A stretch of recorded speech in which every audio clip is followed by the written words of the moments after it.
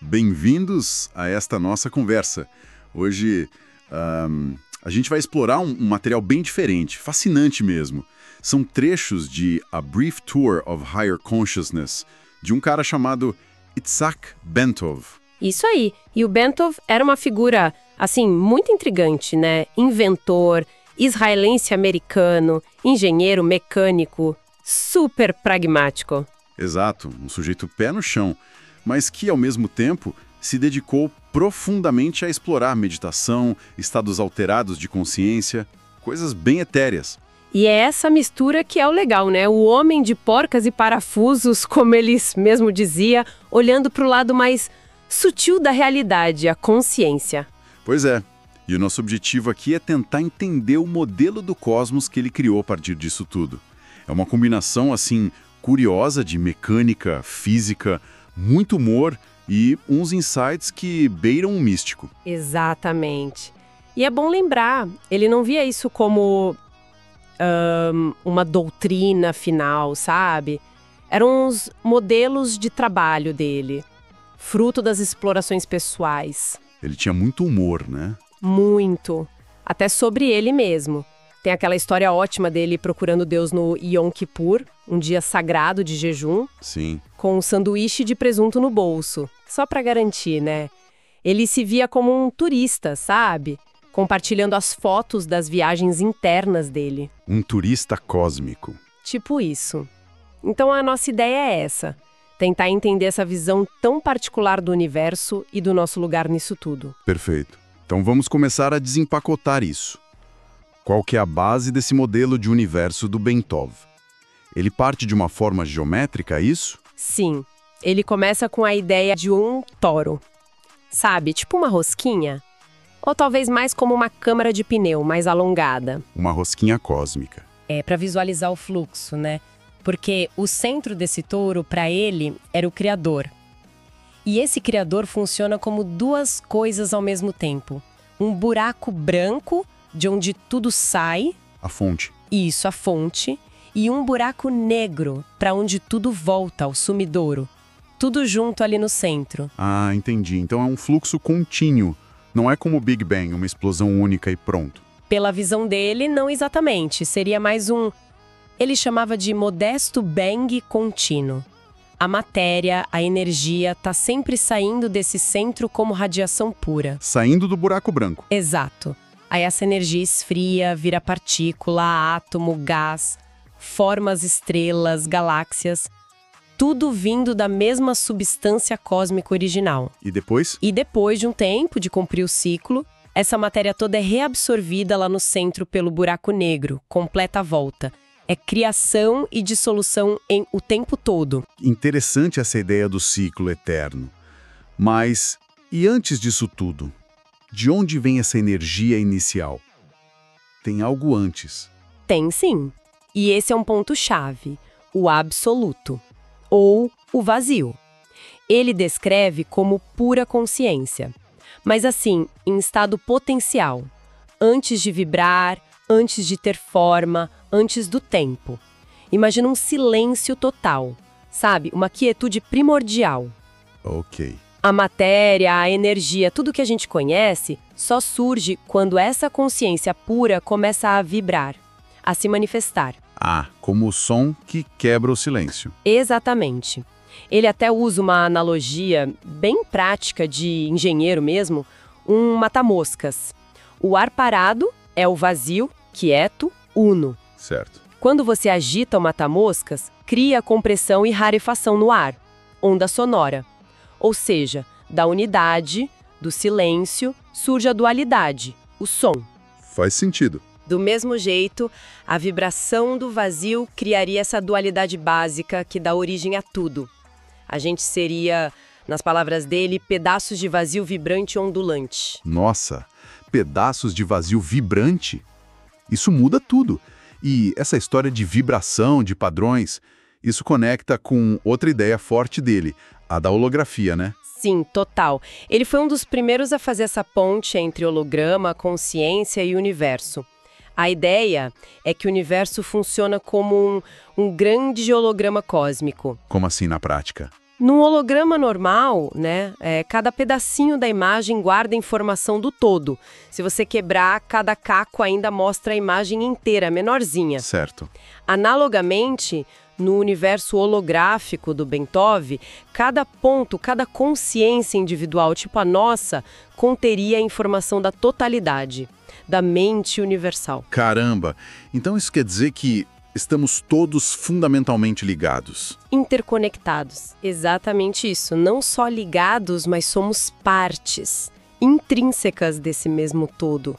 Nossas consciências seriam como janelas, sabe? Perspectivas dessa mente única. E qual a implicação disso? A implicação é enorme. Se cada parte reflete o todo, então nossos pensamentos, nossas intenções, de alguma forma, ressoam e afetam essa totalidade. É uma visão de responsabilidade e conexão muito profundas. Uau, faz muito sentido. E essa consciência, ela não tá só na gente, nos humanos, né? Ele fala de outros níveis, outras escalas. Fala sim, ele expande essa ideia. Primeiro, na gente mesmo, ele diferenciava dois tipos, né? A consciência mais básica, rudimentar, aquela que mantém o corpo funcionando mesmo quando a gente desmaia, por exemplo. Ah, o piloto automático. Isso.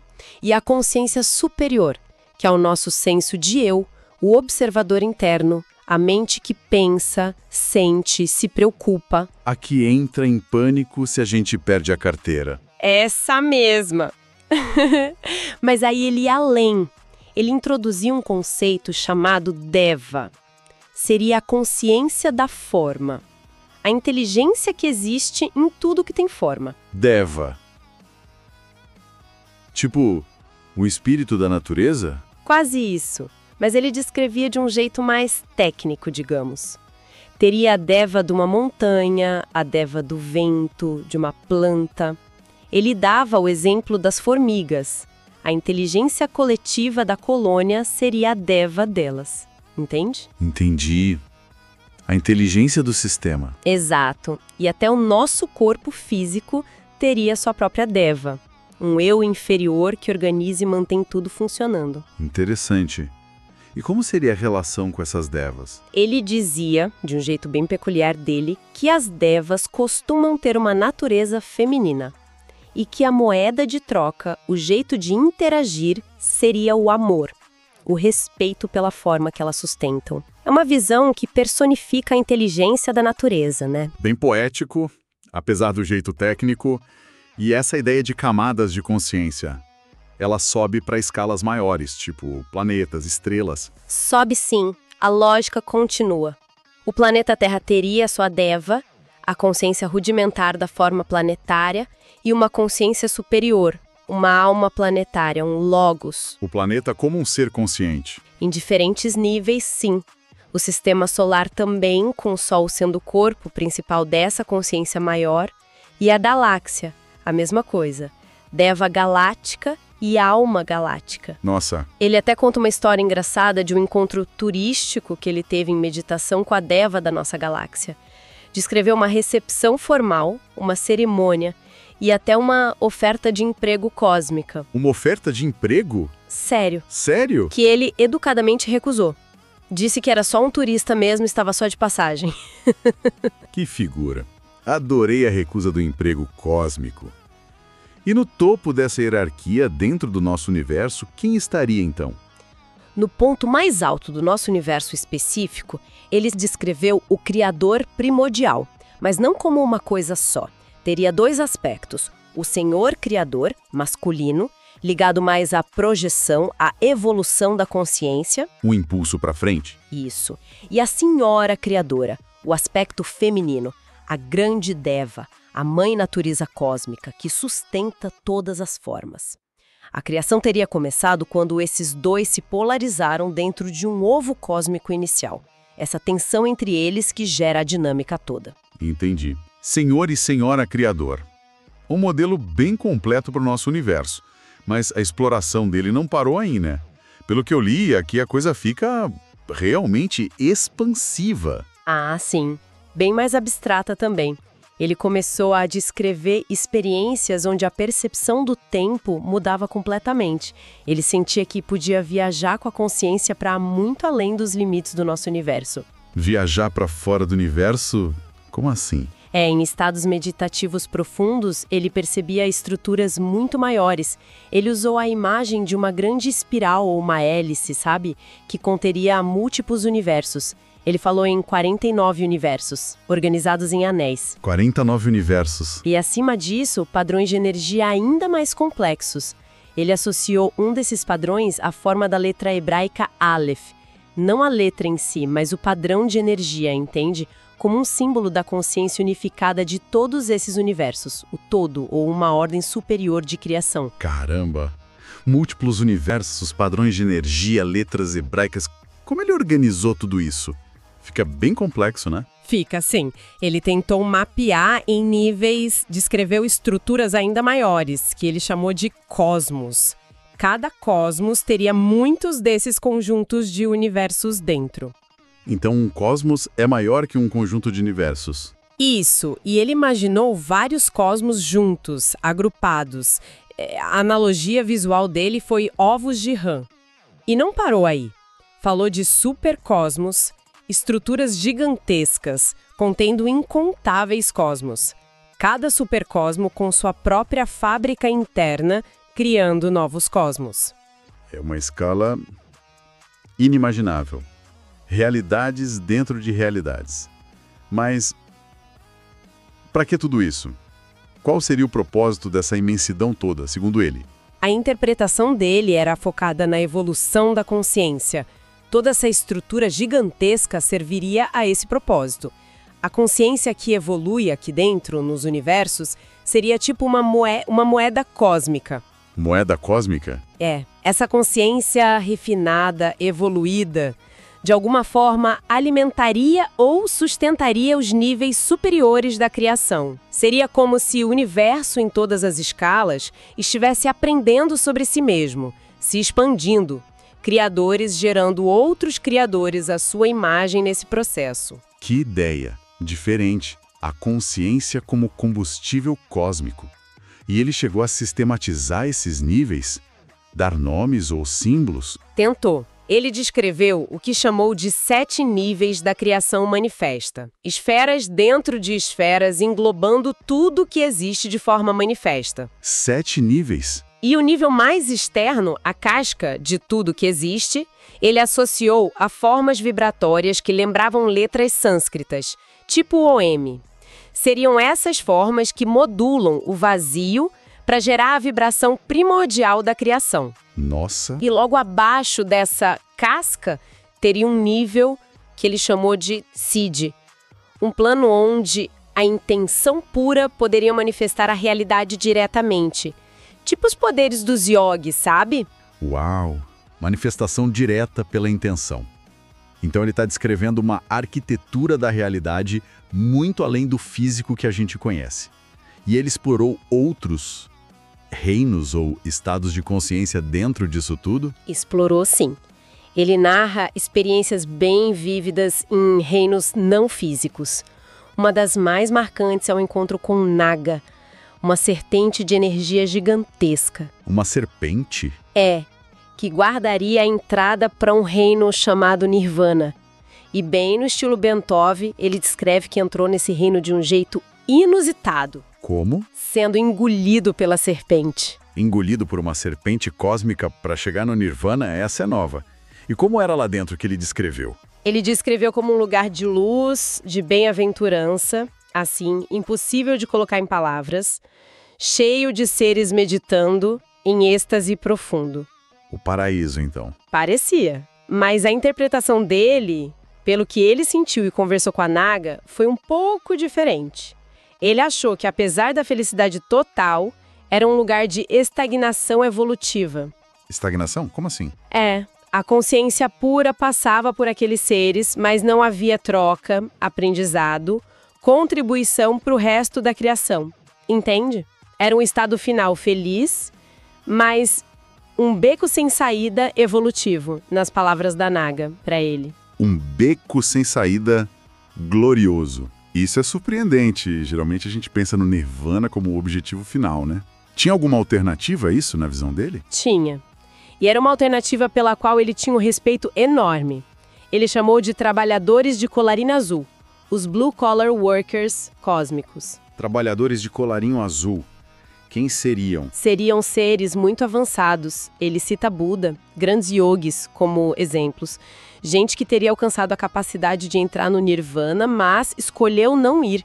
Renunciou àquela beatitude estática. E por quê? Por compaixão. Eles escolheriam ficar uma interface ali entre o vazio e a criação manifesta, e de lá eles ajudariam a pré-inclinar, a modular sutilmente o fluxo de consciência que entra nos universos, para ajudar quem ainda está na jornada evolutiva aqui. Nossa, isso é poderoso. Abrir mão da própria felicidade para ajudar os outros nesse nível cósmico. E ele falou da relação entre essa realidade que a gente vive, a manifesta, e esses outros estados mais ideais ou potenciais. Falou sim, ele chamou isso de paradoxo absoluto. O paradoxo é como podem coexistir o real, o mundo que a gente percebe com forma, lei e sofrimento, e o ideal, esses estados de pura consciência, potencial, beatitude, como o vazio ou o nirvana. É uma boa pergunta. Como os dois podem ser verdadeiros? A conclusão dele foi que a percepção da realidade é totalmente relativa. Depende do ponto de vista da consciência. O que é super real para nós aqui pode ser só um sonho, um potencial, visto lado absoluto.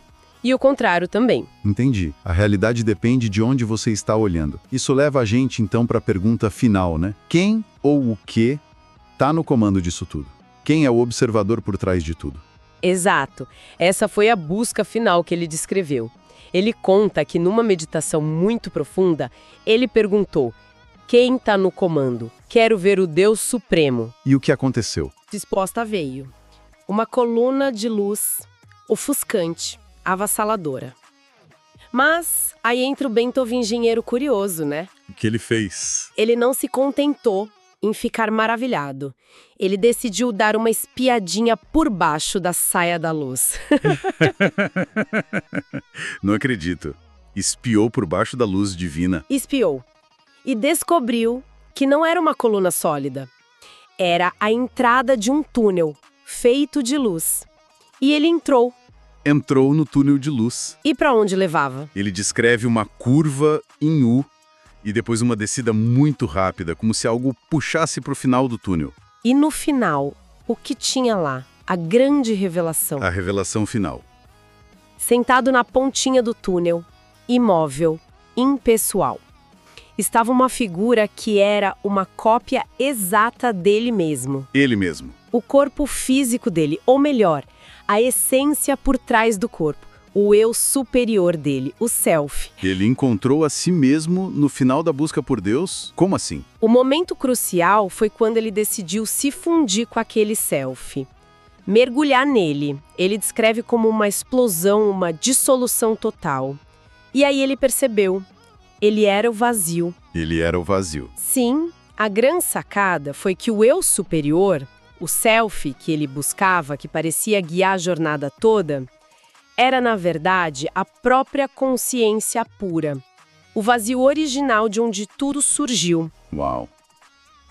Então, a busca termina onde começou, mas com uma compreensão totalmente diferente. O buscador era o tempo todo o que ele buscava. Exatamente. Ele fecha com uma analogia linda. O self, o vazio, a consciência pura, tá brincando de esconde-esconde consigo mesmo. Esconde-esconde. É. Para criar a experiência da separação, da evolução, ele se cobre com cobertores. Primeiro, o ego. Depois, a ignorância, o intelecto, as emoções, a mente. E o último cobertor, o mais denso, é o corpo físico. Entendi. A jornada espiritual, então, seria simplesmente o processo de tirar esses cobertores, um por um, até redescobrir quem a gente realmente é.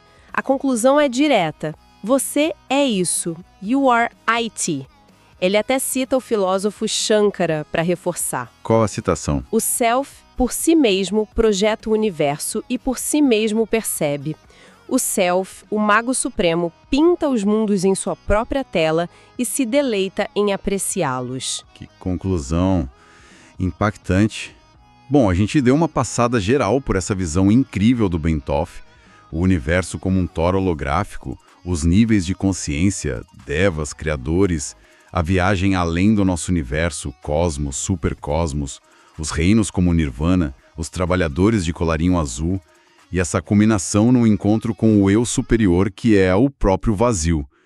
É muita coisa para processar. Muita coisa mesmo. É uma cosmologia muito pessoal, né? Única, nascida dessa mistura tão rara da mente de um engenheiro com experiências místicas diretas. Mas o fio que amarra tudo é essa ideia da interconexão holográfica e da evolução da consciência como um grande processo de autoconhecimento do próprio absoluto. E tem a conexão com a ciência, né? Sim, como o Edward Apgar comenta no apêndice do livro. Embora o modelo venha da experiência interna, não da ciência formal, ele toca em pontos, em questões que dialogam com a física moderna, com a cosmologia, a natureza do vácuo, a interconexão quântica, outros universos. É um diálogo interessante, vindo de uma fonte bem diferente. Realmente fascinante. Deixa a gente com muito o que pensar. E para fechar essa nossa exploração de hoje, fica aqui uma reflexão, um pensamento final inspirado nisso tudo. Pensamento provocativo. Se a gente levar a sério essa sugestão do Bentovege, de que somos, na essência, essa consciência pura, brincando de esconde-esconde consigo mesma, e que cada um de nós, como um pedacinho do holograma, carrega o potencial do todo, como será que essa ideia poderia transformar a nossa percepção sobre nós mesmos? Será que as nossas limitações são só esses cobertores esperando para serem tirados e que por baixo deles existe uma capacidade de aprender, de crescer, de se conectar muito maior do que a gente geralmente imagina?